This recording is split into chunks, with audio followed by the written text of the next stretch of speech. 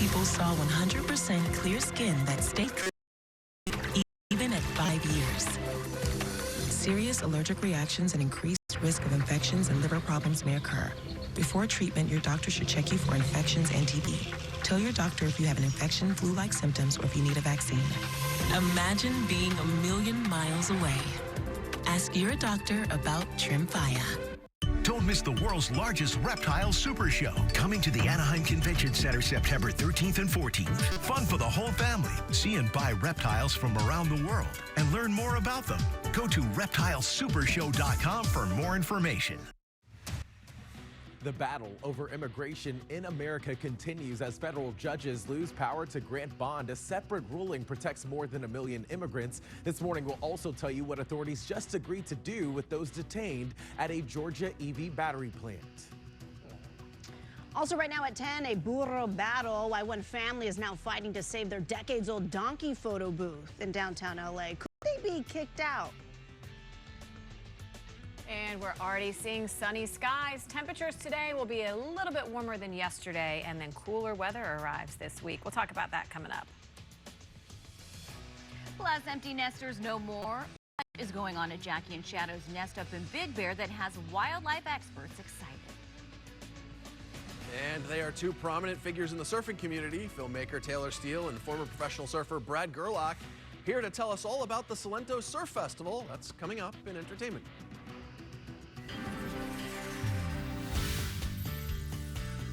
Well, good Sunday morning, everyone, and welcome to the Ktladt Morning News at 10 a.m. I'm Megan Tellis. And I'm Lauren Lister. We thank you for joining us. 10 o'clock.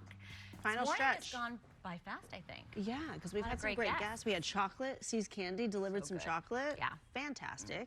Casey Montoya with the beautiful forecast. Oh, yeah. I wish I could take credit for this, but it is going to be so nice along the coast today. Sunshine for everyone. Maybe a shower or two in a desert or mountain communities, but everyone else sees nothing but blue sky today. Right now, it is 74 in Santa Monica, 76 in Santa Ana, 83 in Chino, and 81 in Lancaster. And here's what we're expecting for highs today. Again, a degree or two warmer for some of us, and then the cooler weather starts tomorrow. 94 for Lancaster today, 90 for Bell, 79 in Santa Monica, 77 for Laguna Beach today, 95 in Yorba Linda, and 96 this afternoon in Riverside. Ladies, back to you. Casey, thank you. A Justice Department appeals panel rules judges can deny bonds to immigrants who enter the country without authorization. The ruling means that millions of migrants could now face mandatory detention. KTLA's Omar Lewis is joining us now to break it all down for us. Good morning, Omar. Good morning, Megan and Lauren. From coast to coast, new rulings and raids are rewriting the landscape of immigration enforcement across the nation. Federal judges say some immigrants can stay, but others could be locked indefinitely. A major ruling from the Board of Immigration Appeals upholding a Trump administration policy stripping judges of the power to grant bond.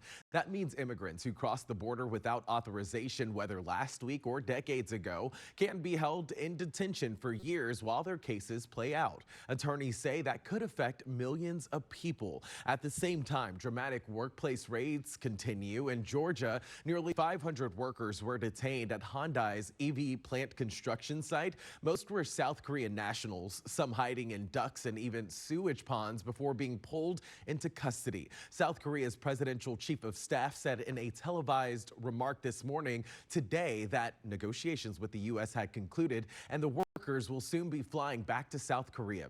In New York, a raid at a Cato fashion factory added to a string of high-profile enforcement actions taking place under the Trump administration. President Trump says he's now considering sending National Guard troops to Baltimore, New Orleans, Chicago, and Portland as part of his crime and immigration crackdown.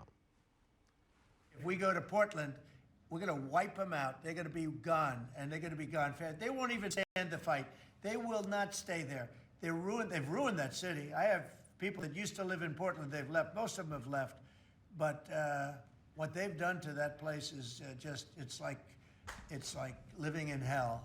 The investigation resulted in the arrest of 475 individuals and is focused on ensuring accountability for those who violate the law and uphold the rule of law. We can also tell you that this week, immigration advocates scored a win in San Francisco. A federal judge there blocked Homeland Security Secretary Kristi Noem from ending protections for more than 1 million Venezuelans and Haitians, saying deporting them back to nations in crisis would be dangerous and unlawful. Meanwhile, yesterday in Chicago, crowds of people there marched through the streets against President Trump's threats to send federal troops into that city. Here's what protesters there had to say. Everyone is concerned about what's happening in our country, and I think this tonight is an example that it's touching all of us, it's affecting all of us, even people that maybe, didn't agree with what we were protesting about earlier in the summer. They're out here tonight. As far as those court cases now making their way through the legal system, appeals are expected. Immigration policy remains in legal limbo in the meantime, as millions of families are left waiting for final answers when it comes to immigration. That is the latest for now. Here live in the studio this morning, I'm Omar Lewis. We'll send it back to you at the desk. Omar, thank you. We've learned the LAPD has stopped providing protection for former Vice President Kamala Harris. The temporary security arrangement began after President Trump revoked Harris's Secret Service protection. The LAPD was meant to assist the California Highway Patrol, but critics, including the police union, criticized the coverage because it diverted officers from crime suppression duties. President Biden had extended Secret Service protection for Harris beyond the 6 months after leaving office that vice presidents traditionally get. CHP will still provide security for the former VP.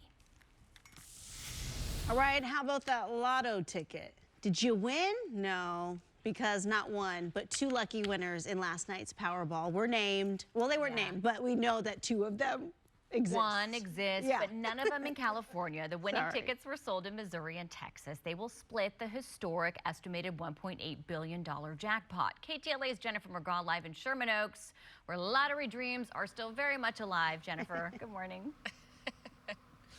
Lauren and Megan, I keep talking to people and I don't know why, but that $2 ticket somehow just brings dreams out of people and great hopes out of people. And that's what we were hearing today. And well, as you heard, and they're all losers, unfortunately. This has been a Powerball frenzy, no doubt, since May. That's because the jackpot has been continuously growing from millions to billions. That's right, $1.8 billion.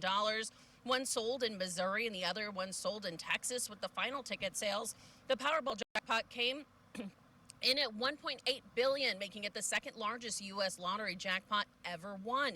Each winning ticket holder can choose to either get their money over time for about $900 million or a lump sum payment for $400 million.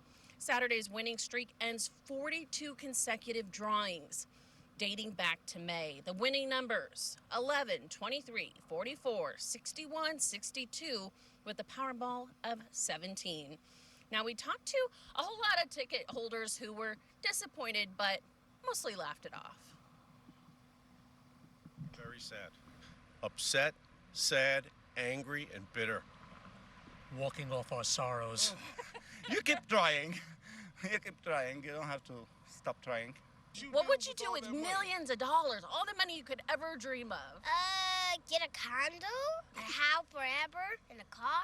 We would help the homeless because the homeless doesn't have anyone here. And I would help people all over the world. I'm very happy that you're up nice and early, doing your job well, as I have to start again tomorrow. Good luck, gentlemen, and there's always next time. Thank you for interviewing us, the poor people. The poor people. Well, I love that people want to help the homeless, and I love that we're all going to be here on Monday. Tomorrow at work, Armando, my photog, is coining it Misery Monday. We didn't win. Oh, it's I'll send it back to Armando. you in Hollywood. Thank you We for saw saying his earlier. who your photographer was, because he was stretching. He made an appearance. Now we know. All right. Thank you, guys. A family is fighting to save their iconic donkey photo booth in downtown LA. For more than 60 years, the beloved life-size donkey or burro named Jorge has been a cultural lure to the historic Olvera Street. Now the owners are in a legal battle with the city to stay open. Owner Richard Hernandez says he was supposed to be added to the vendor lease when his mother died in 2019. But last year he learned he was not on the lease and the city moved to evict him. It means the world to my family. Sorry, I get choked up. Somebody must want this spot, or somebody might want to run the same donkey business without me. The family insists their shop is an LA landmark, a place where politicians and celebrities have posed for pictures with Jorge for decades. Hernandez hopes LA Mayor Karen Bass will intervene on his behalf. If not, he says he'll fight the eviction in court and is preparing for a jury trial.